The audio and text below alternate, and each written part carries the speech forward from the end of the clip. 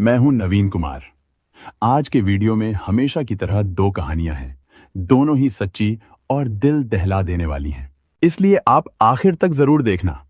और हाँ, वीडियो देखने के बाद कमेंट करके जरूर बताइए कि आप ये वीडियो कहां से देख रहे हैं। और आज की पहली कहानी महाराष्ट्र के अमरावती की है। 12 नवंबर की शाम करीब 6 बजे बड़नेरा पुलिस को खबर मिली कि हनुमानगढ़ी और भानखेड़ा के बीच जंगल में एक आदमी की लाश पड़ी है। उसका चेहरा बुरी तरह कुचला हुआ था और साफ लग रहा था कि उसकी बेरहमी से हत्या की गई है। घटना की गंभीरता को देखते हुए बड़नेरा पुलिस तुरंत घटनास्थल पर पहुंची। अमरावती क्राइम ब्रांच और फॉरेंसिक टीम भी वहां पहुंची। पुलिस ने घटनास्थल का पंचनामा बनाया। मृतदेह से कुछ दूरी पर पुलिस को एक मोटरसाइकिल मिली। उस मोटरसाइकिल के नंबर से मालिक का पता लगाया गया। उसने बताया कि यह मोटरसाइकिल उसने प्रमोद भलावी को बेची थी। इसके आधार पर पुलिस ने प्रमोद की खोज शुरू कर दी। इसके अलावा पुलिस को घटनास्थल पर कुछ मसाले के पैकेट भी मिले। इससे उन्हें यकीन हो गया कि मृतक आसपास के इलाके का ही रहने वाला होगा। उसी बीच बडनेरा पुलिस स्टेशन में यह जांच की गई कि किसी ने मिसिंग रिपोर्ट दर्ज करवाई है या नहीं। तब पता चला कि अंजनगांव बारी की एक महिला ने अपने पति प्रमोद भलावी के बेपत्ता होने की शिकायत दर्ज करवाई थी। मिसिंग रिपोर्ट में जो हुलिया और जानकारी दी गई थी, वह जंगल में मिले शव से काफी हद तक मेल खा रही थी। इसी वजह से पुलिस को शक हुआ कि यह शव प्रमोद का ही हो सकता है। पुलिस ने बिना देर किए उस महिला को घटनास्थल पर बुलाया। जैसे ही उसने शव को देखा, वह अपने पति प्रमोद को पहचान गई और वहीं फूट फूट कर रोने लगी। मृतदेह की पहचान पक्की होते ही पुलिस की जांच का आधा काम पूरा हो गया। इसके बाद पुलिस ने उस महिला से प्रमोद के काम के बारे में पूरी जानकारी ली और वह किस कंपनी में काम करता था उसका पता भी हासिल किया।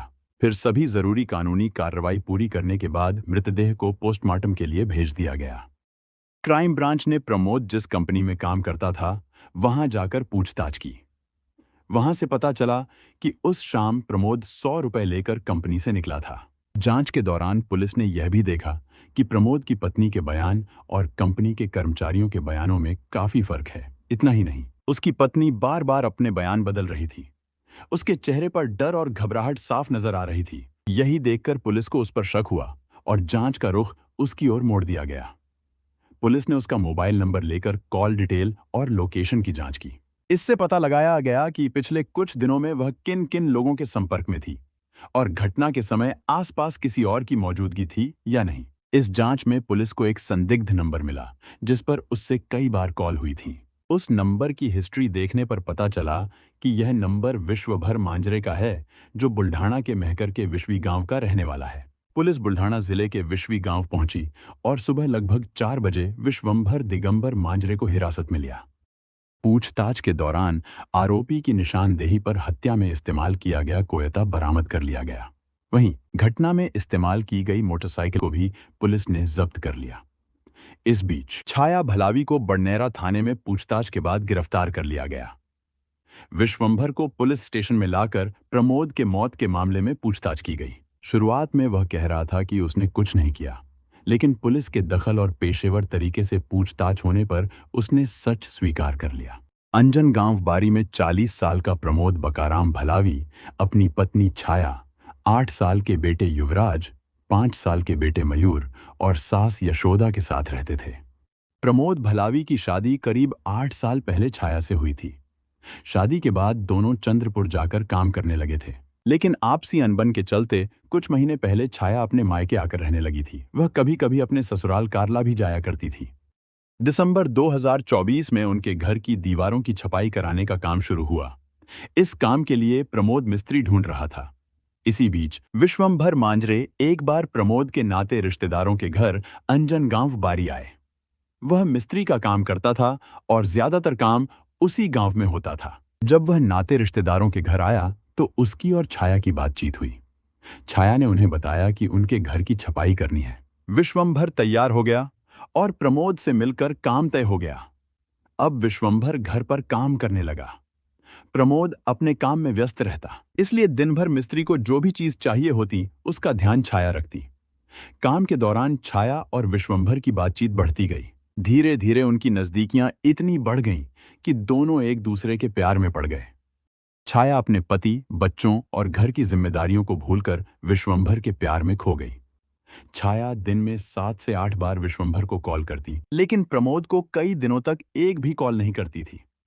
प्रमोद ने उसके बदलते व्यवहार को महसूस किया, लेकिन उसने सोचा कि छाया काम में व्यस्त होगी, इसलिए फोन नहीं कर रही। तो दिवाली में जब प्रमोद अपने गांव आया तो उसने देखा कि उसकी पत्नी छाया बहुत बार मोबाइल पर किसी से बात कर रही है।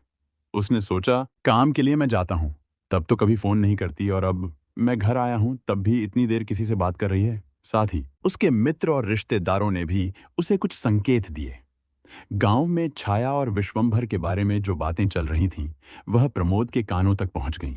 उसने पत्नी के व्यवहार में कुछ गलत होने का एहसास हुआ। इसके बाद प्रमोद ने चंद्रपुर जाने की बजाय गांव में ही रहकर काम करने और पत्नी पर नजर रखने का फैसला किया। उसने वहीं किसी कांच की कंपनी में काम शुरू किया। अब छाया ने महसूस किया कि उसका पति अब कहीं बाहर काम के लिए नहीं जाएगा। इस वजह से छाया और विश्वंभर के बीच मिलने जुलने में मुश्किलें आने लगीं। उनके मिलने में बाधा आई, लेकिन दोनों के मन में प्रमोद के प्रति तिरस्कार की भावना बढ़ गई। दोनों ने प्रमोद को अपने रास्ते से हटाने की योजना बनाने लगे। 10 नवंबर को दोपहर में विश्वंभर बड़नेरा आया। वहां उसकी छाया से मुलाकात हुई। दोनों पहले मंदिर जाकर देवी का दर्शन किए, फिर खाना खाया, और उस समय दोनों ने मिलकर प्रमोद को हटाने की योजना बनाई।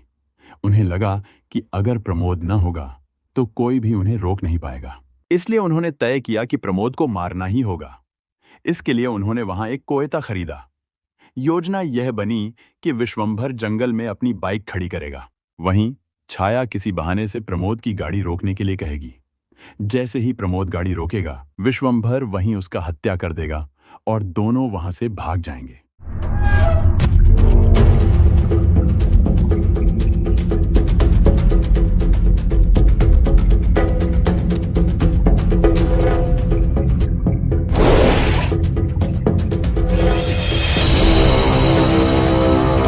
सर मुझे बचा लीजिए सर, प्लीज सर मुझे बचा लीजिए, वो मुझे मार देगा सर, प्लीज सर मुझे बचा लीजिए सर।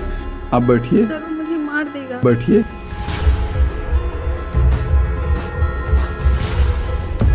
ये पानी पीजिए। बताइए क्या हुआ आपको, क्यों इतना परेशान हैं? कौन मार देगा? सर मेरा पति। पति? आखिर क्यों? सर वो मुझे सेक्स हैरासमेंट करता है, और तो और कुछ पैसों के लिए मुझे अपने जानने वालों को बेचता भी है। वो कहाँ मिलेगा? सर घर पर है।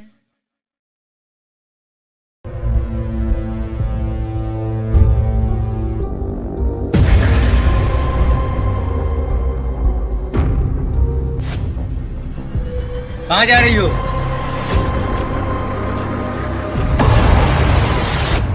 कहाँ जा रही हो तुम? कहाँ जा रही हो? कहाँ जा रही हो तुम?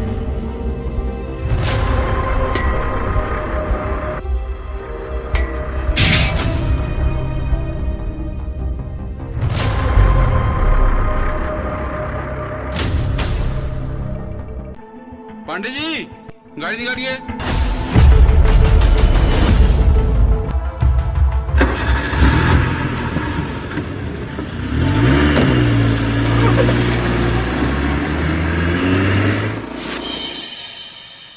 नमस्कार, मैं मृत्युंजय मोहित इस क्राइम एपिसोड में आपका स्वागत करता हूँ। हमारे भारतीय संस्कृति के हिसाब से कहा जाता है कि पत्नी पति की अर्धांगिनी होती है, जो अपने घर परिवार को छोड़कर अपने पति के सहारे पूरा जीवन जीती है। कुछ इस तरह का ही रिश्ता महेश और अंजू का भी चल रहा था। फिर अचानक ऐसा हुआ क्या, जो महेश अपने पति पत्नी के रिश्तों को सूली पर चढ़ाकर अपने पत्नी को वेश्यावृत्ति में उतारा, और तो और उसे सेक्सुअल हरासमेंट भी करता रहा, जैसा कि अंजू महेश पे आरोप लगाती है। आइए देखते हैं ऐसी क्या वजह थी।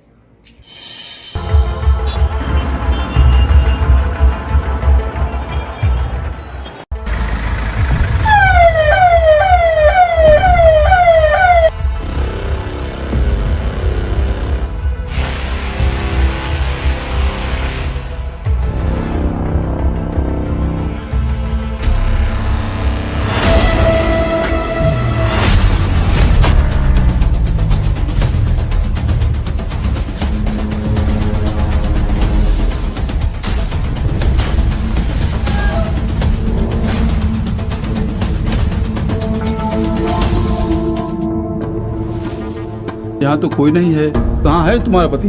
सर अभी यही था। कांस्टेबल, पूरे घर की तलाशी लीजिए।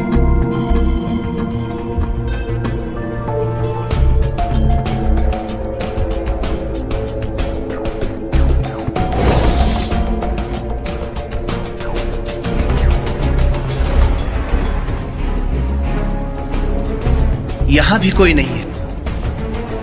कोई नहीं है। आप लोग कब से यहाँ रह रहे हो? यही करीब 3 महीने से। अच्छा, शादी को कितने साल हो गए? 4 साल। इसके पहले आप लोग कहाँ रहते थे? लॉकडाउन की वजह से हम लोग गांव चले गए थे। इसके पहले तुम्हारे पति का व्यवहार कैसा था? सर हम लोग पहले बहुत प्यार से रहते थे।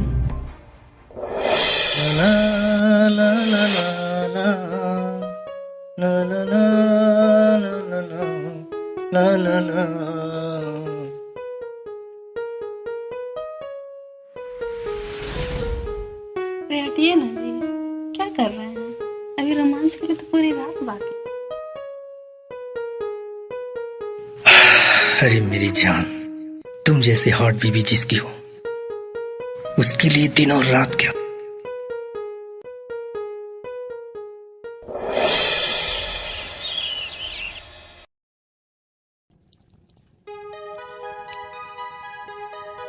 अंजू, जल्दी करो, ऑफिस के लिए देर हो रही है। अरे नाश्ता तो करके जाइए। अरे ठीक है, ऑफिस में कर लेंगे, वैसे भी आज ऑफिस का पहला दिन है। अच्छा ठीक है, मैं चलता हूँ। फिर भी नाश्ता तो करते जाइए। अरे ठीक है, पहला दिन है ना। चलो बाय अंजू। बाय।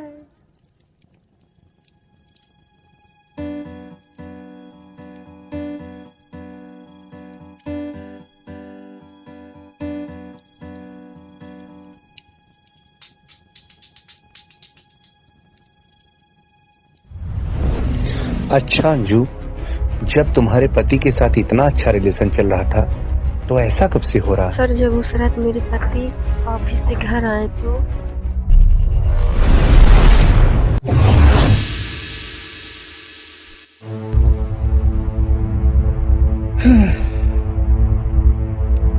क्या हुआ जी, इतना परेशान क्यों हैं? अरे यार, लॉकडाउन में जॉब मिलना बहुत मुश्किल हो रही है। बॉस कह रहा है कि स्टॉप की जरूरत ही नहीं है। तो क्या हुआ?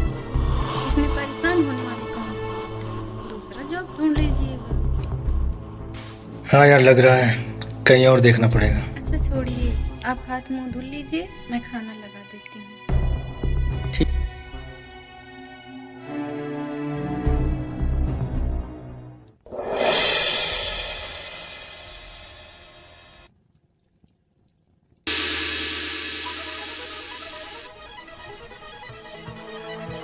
अंजू, हम जॉब के लिए जा रहे हैं, गेट बंद कर लेना।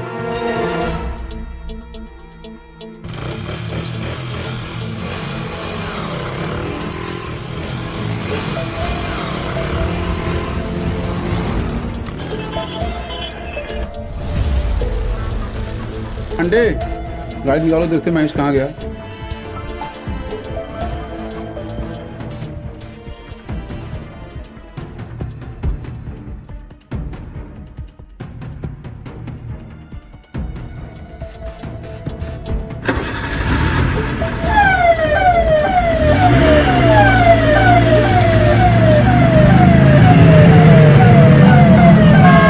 सर यही है मेरे पति।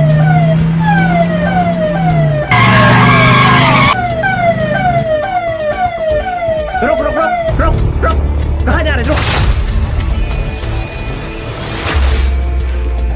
पकड़ो पकड़ो पकड़ो पकड़ो, फोड़ लीचो गाड़ी, नीचे बैठाओ बैठाओ।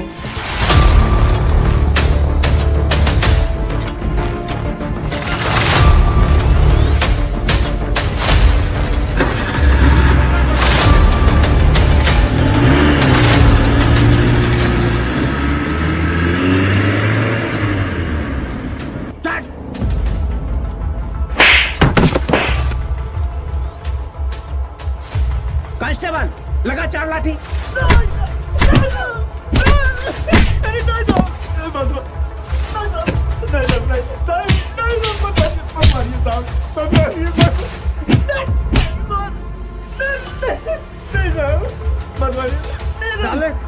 सर अपना वकील नहीं है, हाँ? अपनी बीवी को बेचना है। साहब छोड़ दीजिए साहब, तो मैं आपके गोल पकड़ रहे साहब, मुझे छोड़ दीजिए साहब, मत मारिए साहब, साहब मत मारिए मुझे साहब, मुझे मत मारिए साहब, मैं सब बताता हूँ साहब। अरे एक कमीना, साहब छोड़ दीजिए साहब। अब बता ऐसी क्या मजबूरी थी तुमको अपनी बीबी के साथ ऐसा करना पड़ा? अगर साहब जब मैं ऑफिस गया तो मुझे ऑफिस से निकाल दिया गया।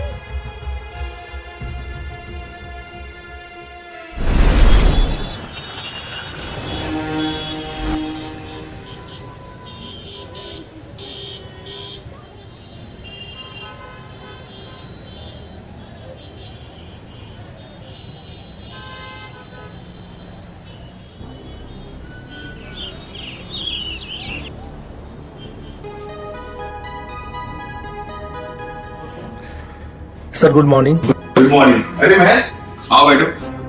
Thank you sir. कहाँ से हो? बस सर यही 2 दिन हुआ गांव से आए हुए। सर सोच रहा हूँ आज से ऑफिस ज्वाइन कर लूँ। चलो अच्छी बात है। देखो महेश, मैं तुमको कुछ बताना चाहता हूँ। तुमको जैसे पता होगा कि कोरोना काल चल रहा है, इसकी वजह से कंपनी थोड़ा घाटे में चल रही है, फ्लॉप चल रही है।